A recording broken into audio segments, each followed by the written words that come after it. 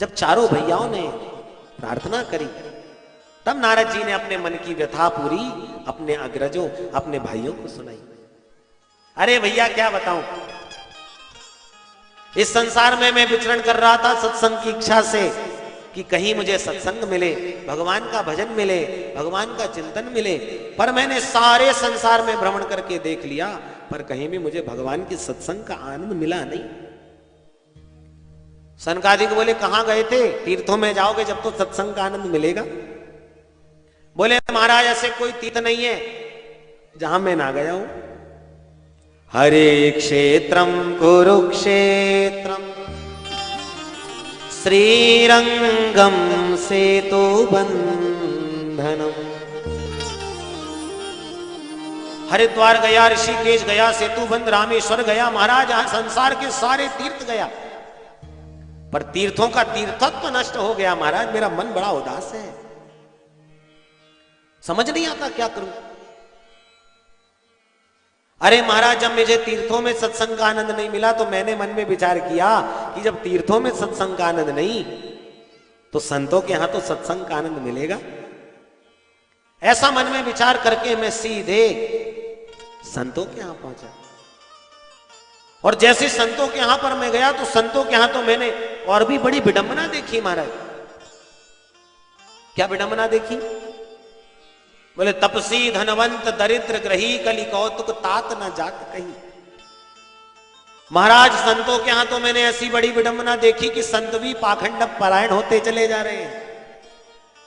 पाखंड का मतलब क्या होता है? पापस्य खंडः पाखंडः, जो पाप का ही एक खंड है उसी का नाम तो पाखंड है।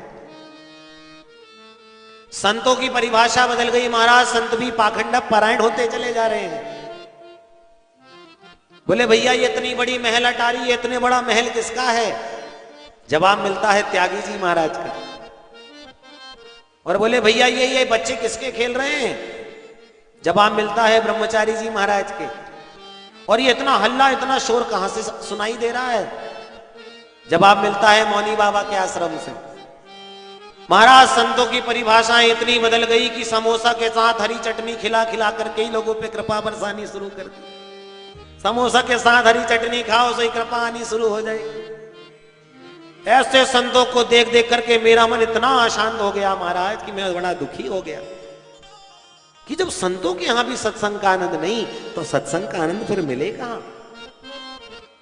ऐसा मन में विचार करके मैंने सोचा कि संतों के यहां नहीं तो कम से कम गृहस्थों के यहां तो सत्संग का आनंद मिले।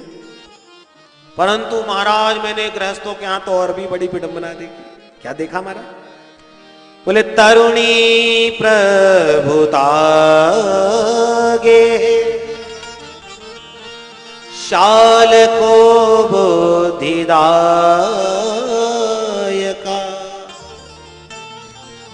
कन्या विक्रयणो लोभा दंपती च कल्कनम। महाराज गृहस्थों क्या ऐसी विडंबना मैंने देखी कि तरुणी प्रभुता गेहे, माता पिता की सेवा कब तक? बोले जब तक तिजोरी की चाबी प्राप्त ना हो जाए। जहां तिजोरी की चाबी प्राप्त हुई, सर्वाधिकार प्राप्त हुए, सोई देवी जी का चलावा चल जाता है।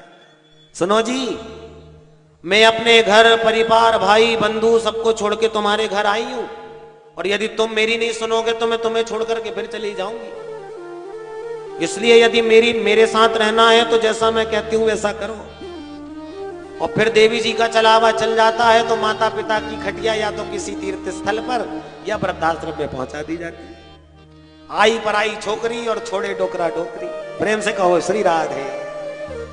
यह हम नहीं कह रहे हैं, भागवत में लिखा है तरुणी प्रभुता गेहे। बोले महाराज घर में कोई बड़ा भारी कार्य हो रहा हो, कोई सलाह लेनी हो तो किससे सलाह ली जाए?